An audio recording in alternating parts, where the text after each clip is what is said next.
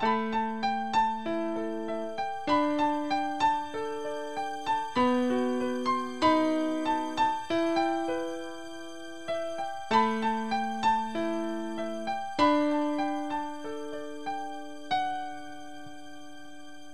salita mo, Panginoon, ito'y magpakailanman, matibay at di matitinag hanggang sa kalangitan. Ang taglay mong katapatan, kailan may di magbabago, hanggang ngayon ay panatag pa rin dahil sa matapat ka.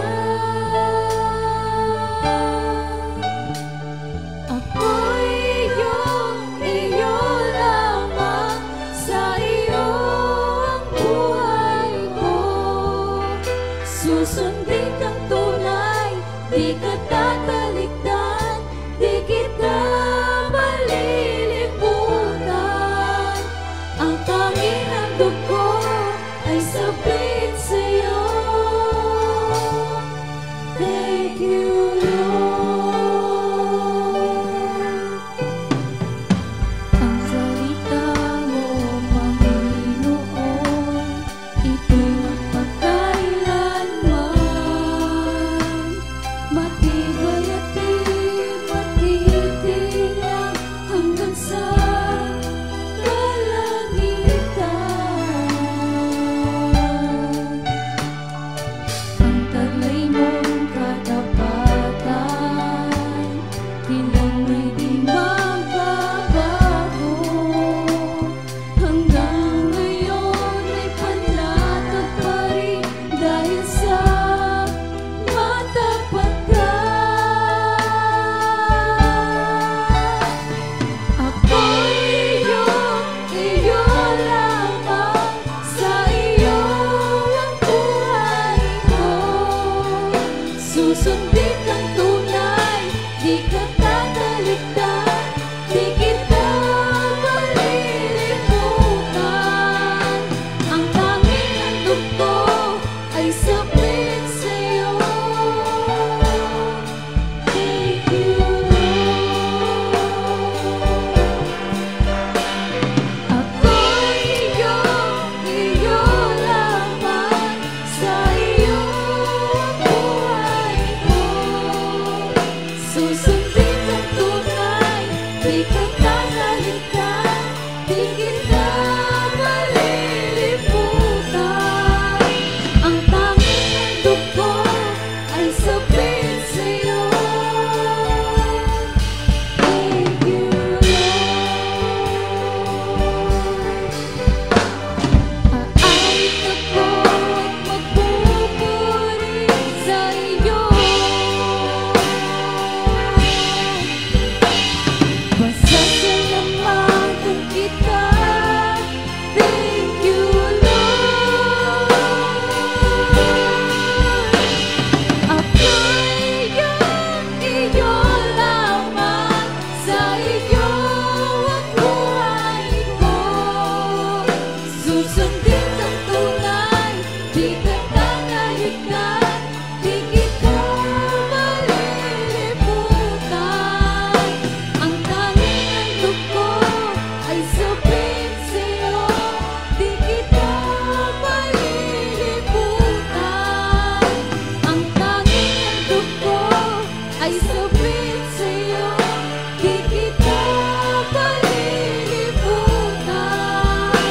Ang tanging handog ko ay sabihin sa'yo, thank you,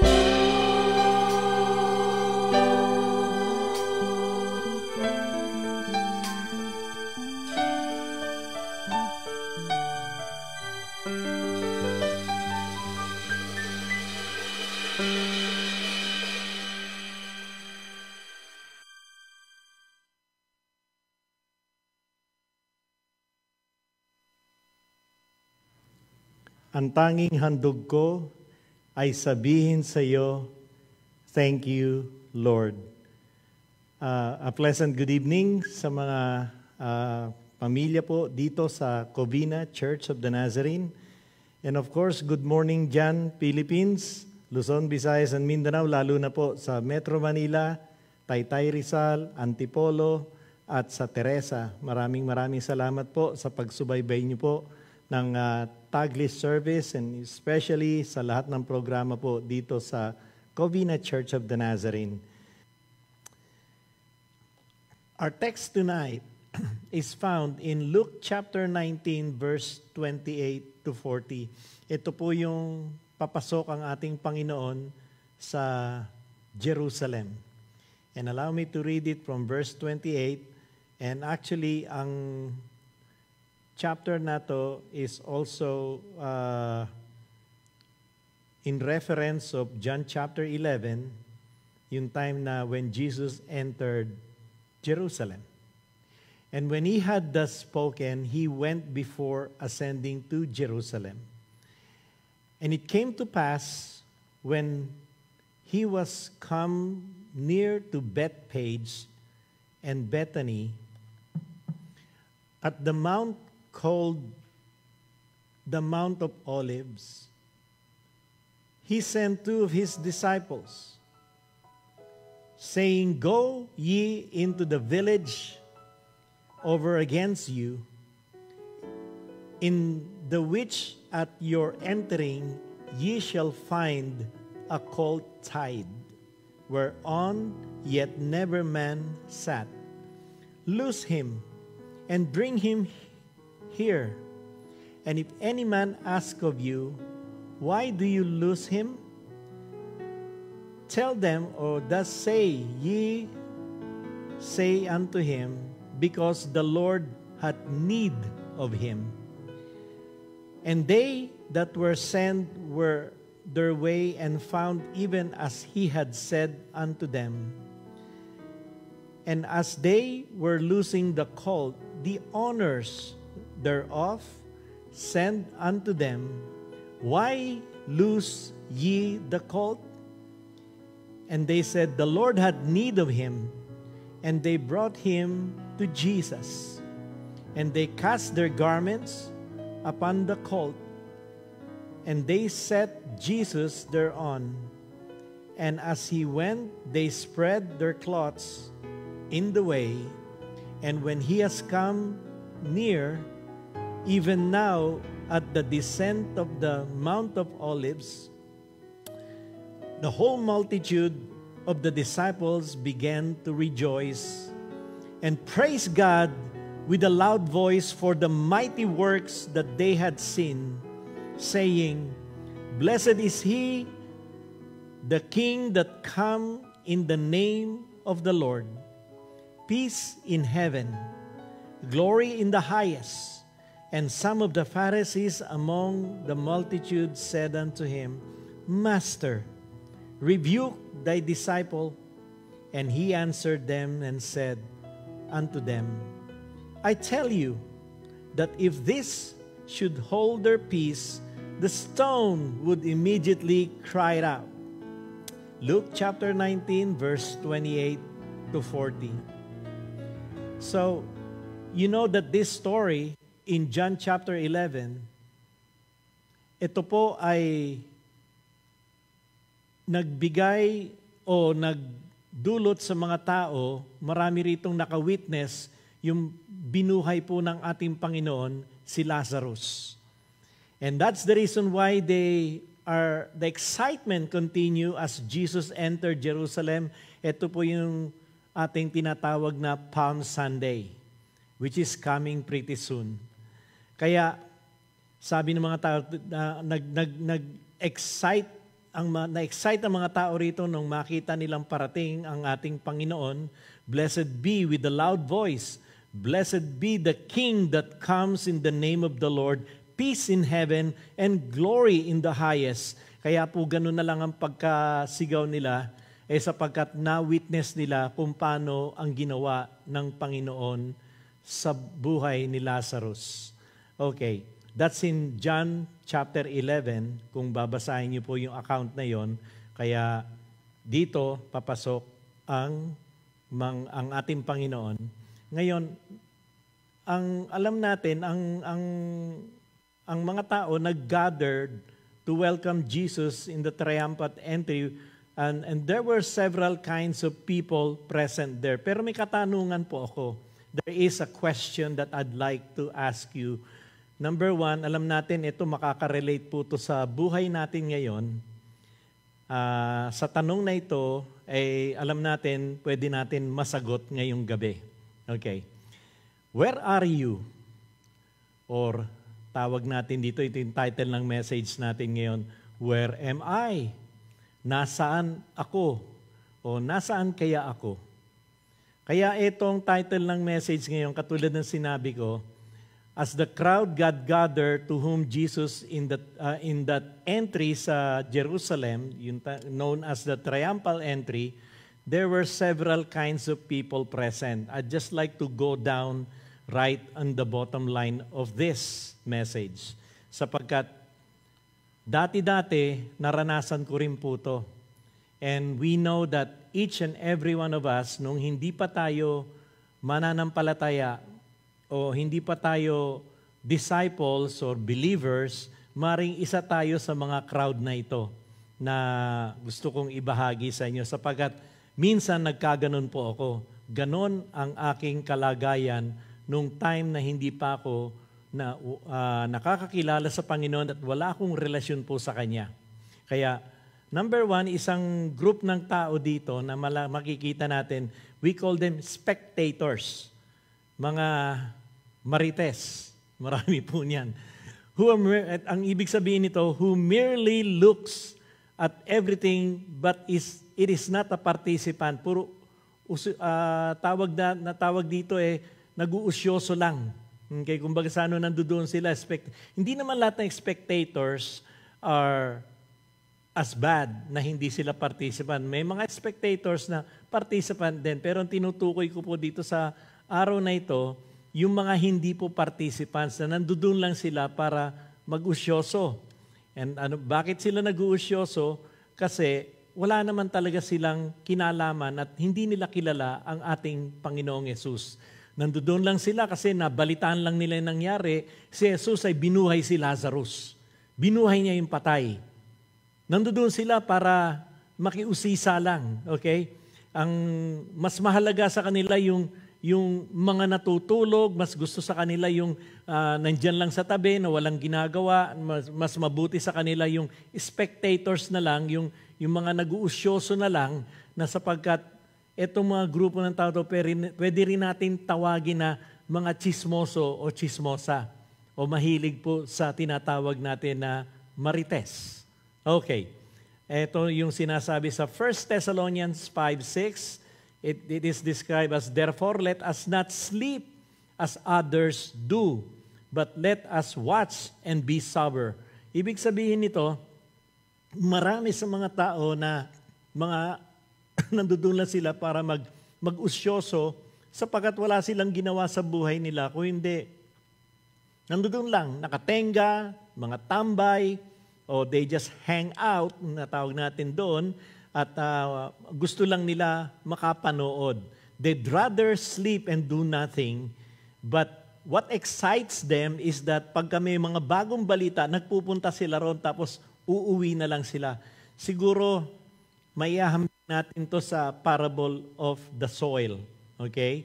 Ito yung mga dumaan ng Panginoon, sinabi, nagsisigawan na nga, blessed is he who comes in the name of the Lord, Hosanna in the highest. Pero sila, hindi, nandoon, nanonood lang sila, nakaganyan lang sila, nanonood.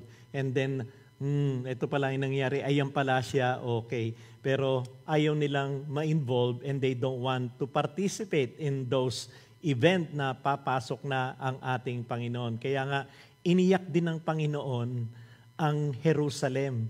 Sabi nga ng Panginoon, kung nalalaman nyo lang ang araw na ito, ang kahalagahan ng araw na ito, ay manghihinayang kayo. Kumbaga sa yun ang sinasabi ng Panginoon. Pero they'd rather not to participate. Kaya nga sabi, let us not sleep.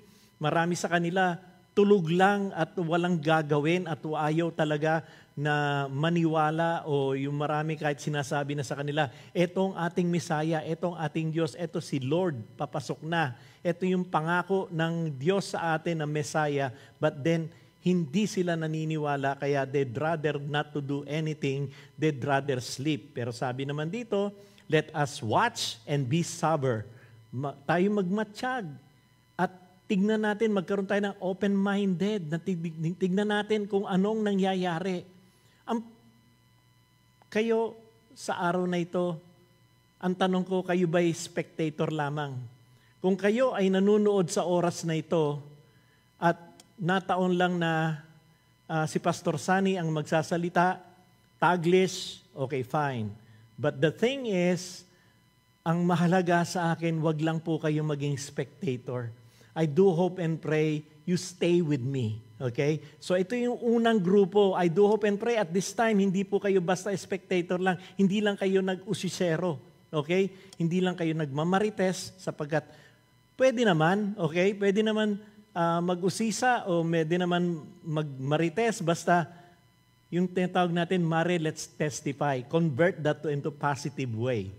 Okay. So, kaya yun ang sinasabi natin. Tapos, isa pa, kaya spectator, dahil ang buhay ng karamihan ng tao, lalo sa oras na ito, their life is preoccupied, busy, wala silang panahon para makita at marinig nila ang salita ng Diyos na dapat pumapasok na to sa buhay nila. Ang tanong ko, did Jesus really entered your life? In your busy time right now, in your busyness, okay, sa inyong preoccupied life, kung si Kristo ay nandiyan na po sa puso nyo, isa po kayo siguro magsasabi, blessed is He who comes in the name of the Lord, the Son of Most High. Praise the Lord. Siguro magkakaroon kayo na excitement, not just being a spectator. Alam niyo po, siguro tatanungin ninyo ako, paano ko maging spectator, Pastor? Hindi ko naman nakikita si Kristo parating. Mga kaibigan, ang Diyos ay nasa tabi mo anytime. He is always next to you. You just don't know that. Pero dapat kada minuto, every moment of the day, kaya meron tayong programang special moments with God because every day is a special moments with Him.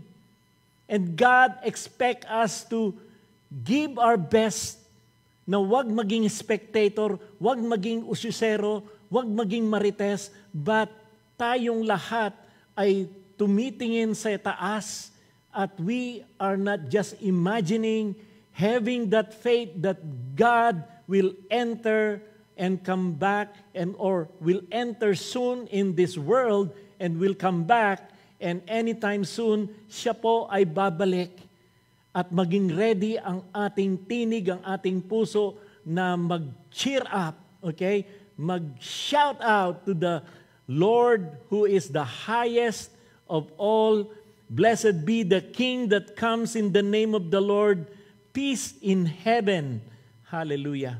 Alam nyo, gustong-gusto marinig ng Panginoon yon sa ating bibig, sa ating tinig. So yan ang unang group ng mga tao na I do hope we don't belong there. Okay?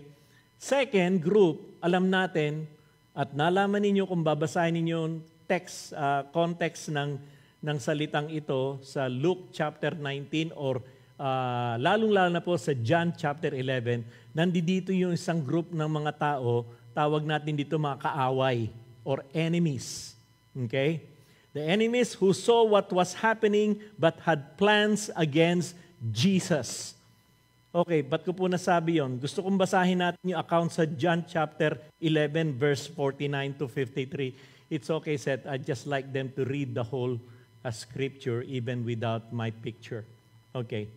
The enemies who saw what was happening but had planned against Jesus, and this is what it says. Alam niyo po, dito sa account na to ng John, dito po na miracle ang Panginoong Jesus at maraming mga Jew na naka-witness nito na nabuhay si Lazarus. Okay? And then, there are group of Jew na mga naniwala sila. They put their faith in Jesus. Okay?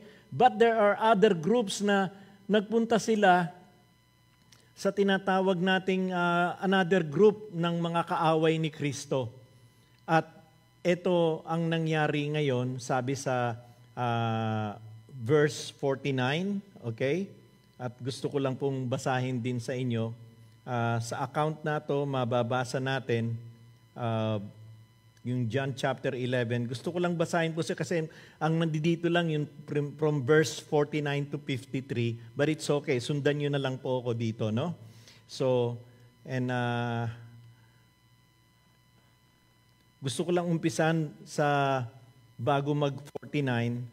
Okay, here, from verse 46, babasahin ko, pakinggan nyo na lang po, no? Tapos tutuloy-tuloy ako dyan sa verse 49 to 53. But some of them went to the Pharisee and told them what Jesus had done. Ito yung mga hindi na naniwala, yung nainggit pa. Bukod sa spectator, ito yung naging kaaway na. Then the chief priest and the Pharisee called meeting to the Sanhedrin. Nag-meeting po sila. What are we accomplishing? Sila nagkatanungan dito, no, sa verse 47. They ask, here is this man performing many signs. Marami siyang mga miracle na mga ginagawa nung time na yon. Kaya sa verse 48, if we let him go, kung hahayaan lang natin siya, everyone will believe him. Yun, nakita nyo rito, ito na yung naghihimagsik na sila. Lahat sila'y maniniwala sa kanya. Pag hinayaan natin, wala tayong ginawa. And then the Romans will come and take away our temple and our nation. Well, let me explain to you, no? Set just remain there. Okay, yung verse 48, nandito yung insecurities ng mga Hudyo. They are very, very insecure na ayaw nila mawala yung kanilang templo at ang kanilang nation. Then 49, ito po, no? Then one of them named Caiaphas, who was the high priest that year, spoke up, you know nothing at all. Ito parang may rebuke po dito, no? Kasi ito na yung siguro si Caiaphas ginamit ng Panginoon to para magsalita sa kanila. You do not realize that it is better for you that one man die for the people than that the whole nation perish. He did not say this, ito inexplain dito sa verse 51, kung anong ibig sabihin na ni Caiaphas dito, wherein could be the Lord spoke through him. He did not say this on his own, but as a high priest that year, he prophesied. Okay, nagprophesy dito si Caiaphas that Jesus would die for the Jewish nation, and not only for that nation, but also for the scattered children of God, to bring them together and make them one.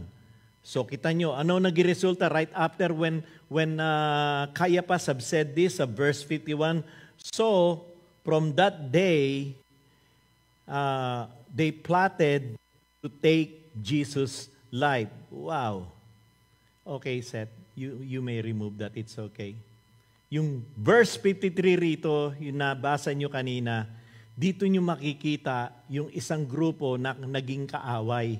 Imbis na mabless sila sa ginawa ng Panginoon na nabuhay si Lazarus, na dapat they have to check it out, na sino ba talaga to? Kasi hindi nila kilala si Jesus eh. They'd rather make him an enemy for them. They'd rather get rid of him at talagang kailangan na siya ay ma-persecute. So, ito yung isang group ng tao na sana hindi tayo yon. Paano tayo nagiging kaaway ng Diyos? Okay? Of course, nandito na yung insecurity. Kayo, sa buhay niyo ba ngayon, have you now experiencing insecurities in your life? Kita nyo, no? Ang reaction ng mga tao dito nung panahon ni Kristo, gumawa na nga ng kabutihan ng ating Panginoon, gumawa na siya ng binuhay na niya yung patay, at marami pang hindi naniwala, kinainggitan pa. How can we apply this in our today-to-day life? Maybe tayo, may mga kaibigan tayo, umaasenso ang buhay. Meron tayong mga kaibigan na magagaling ang kanilang wisdom, magturo. Imbis na mabless tayo, you know what's happening? Kinaiinggitan natin. Lalo na kung kayo ay nasa stage ng mas mataas ang inyong tawag nito, estado sa buhay. At nakikita nyo tong taon to, lalo na sa isang community, madalas to sa politiko eh. Kapag ang isang tao ay gumagawa ng kabutihan, tao sa kanyang puso ang kabutihan na ito, imbis na hangaan at tularan, no, they become insecure. Kasi, excuse me, kasi ang mangyayari dito, makukuha ang pwesto nila kung saan sila, ang kung anong kinalalagyan nila. Would you excuse me for a minute? I just want to drink my water.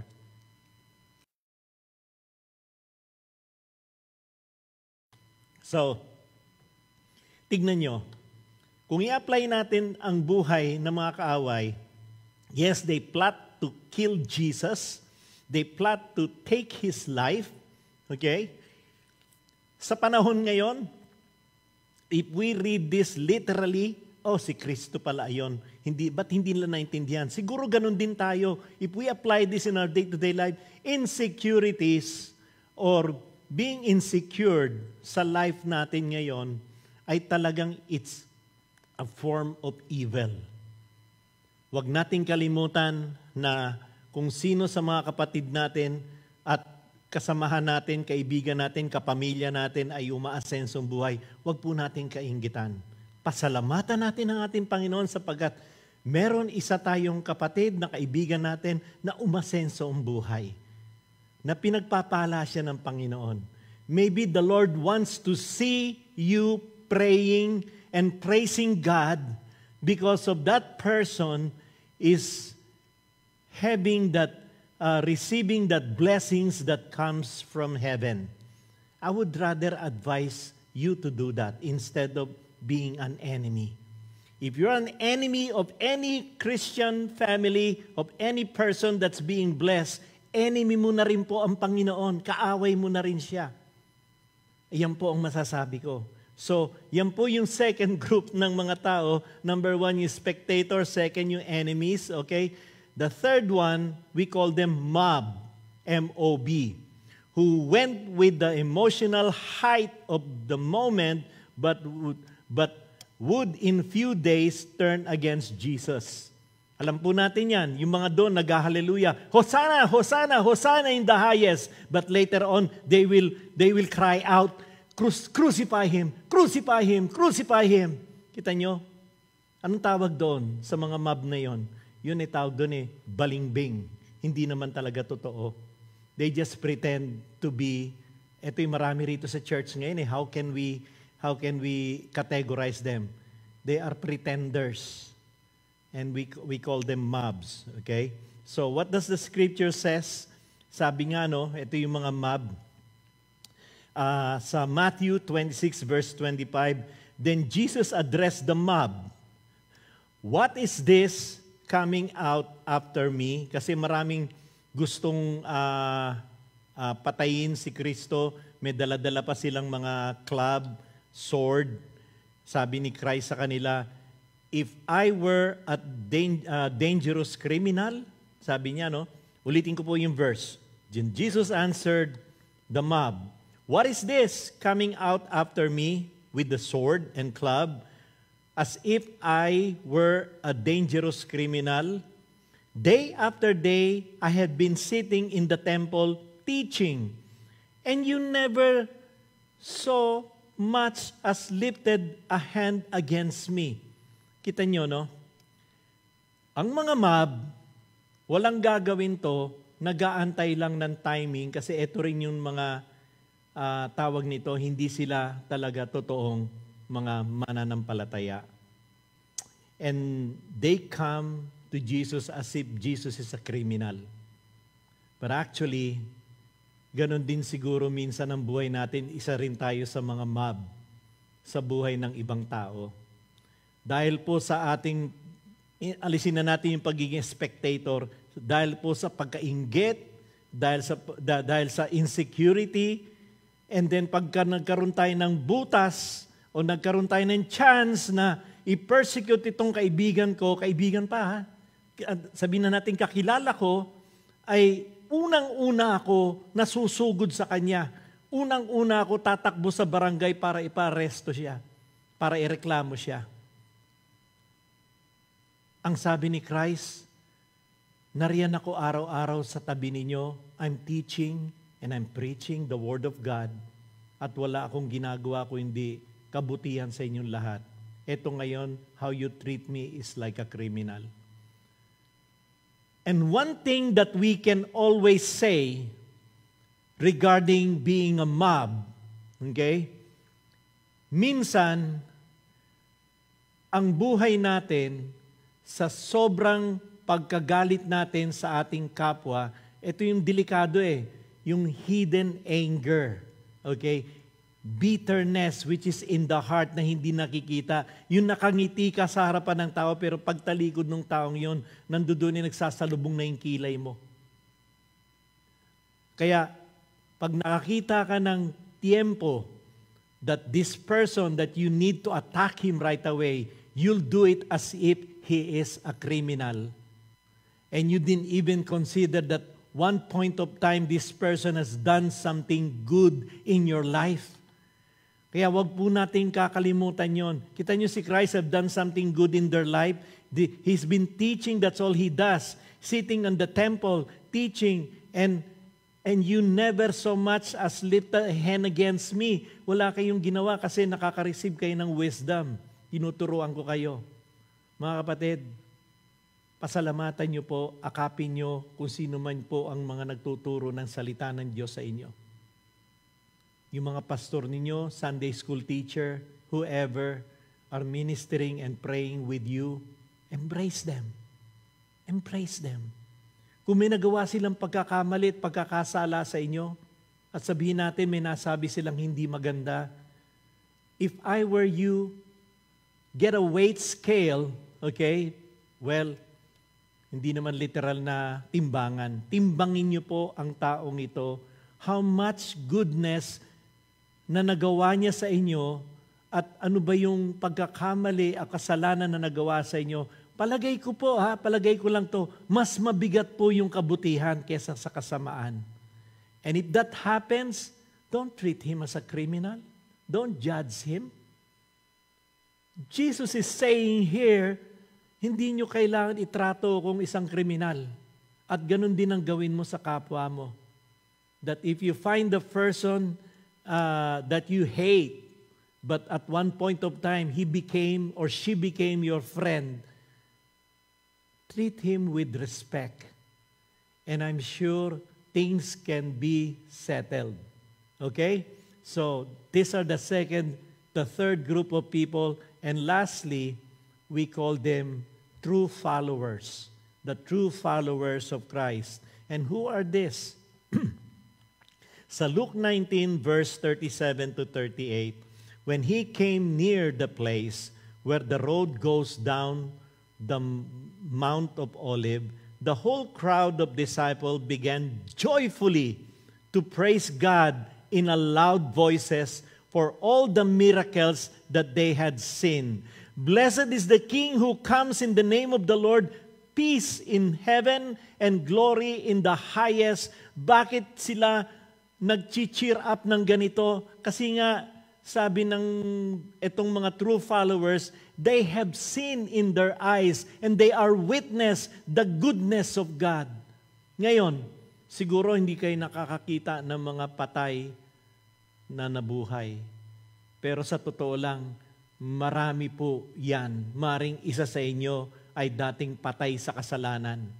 Maring iba sa inyo patay sa pagdududa o doubt.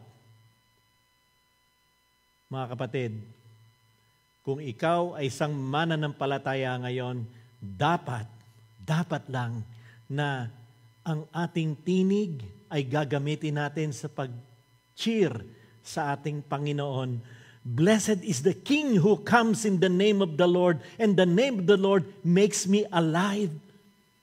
Gumawa siya ng milagro sa buhay ko. Yung mga kapatid ninyo, kapitbahay ninyo, yung kasamahan nyo sa church na dating lasenggo, hindi na makainom ng alak ngayon. Nang dating nagda-drugs, hindi na siya makahipo ng drugs ngayon, ng shabu o anuman yon. Nang dating basagulero na hindi na makapatay ng ipis ngayon. Don't you think that's a miracle? Yes, it's a miracle. Because God is a miracle worker. And that's exactly what Jesus did to Lazarus. And when those people saw it, they believed. They become a true follower. And they are the ones, up to the last minute, they praise God.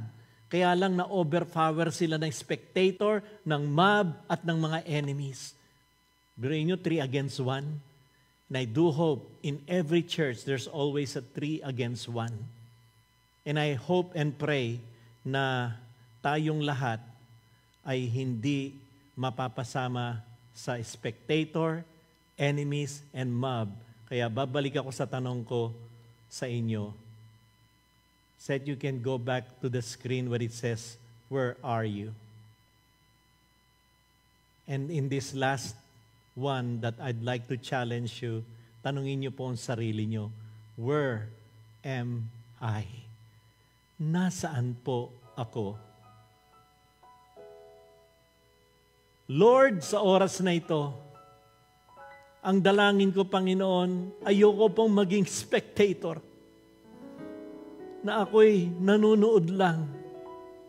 Even sa oras na ito, yung mga sumama po sa akin, yung mga nag-participate sa Taglist service sa oras na ito, they're not spectators dahil nakikisama lang sila sa akin. I pray for them, O Lord God, they're not gonna be an enemy. I pray for them, they're not gonna be a mob. I pray that, Lord, sila'y magiging true followers of our Lord Jesus Christ. Because Jesus has done miracles in their life na dating patay na buhay nila ay binuhay ng Panginoon. When they are used to be dead in sin, now they are alive in Christ Jesus. Maraming salamat, O Diyos, sapagkat alam namin that you are the Lord God who is the source of life. Maraming salamat, Panginoon, sapagkat even sa oras na ito, hahayaan nyo kaming maging encourager, inspiration sa marami that we can impact a life of other people. Na kami ay makaka-encourage sa kanila. Even the church, Lord God, I pray, Lord God, lahat po ng pupuntahan namin, you will prepare the way for us just as how Jesus prepared His way when He told His people that you will see the glory of God in the life of Lazarus. Siguro marami pong Lazarus sa inyo. Kung may ilang taon, ilang panahong patay sa kasalanan. Yet, now, Jesus gives you a life, and that life is life more abundantly. That's good news, folks. God, we give you praise, we give you thanks. Bless us tonight, and bless this day for us. Bless those who are watching and those who are about to watch and will watch later on, Panginoon, lahat ng mga nanonood din later on, bless niyo po sila. God, we give you praise, we give you thanks.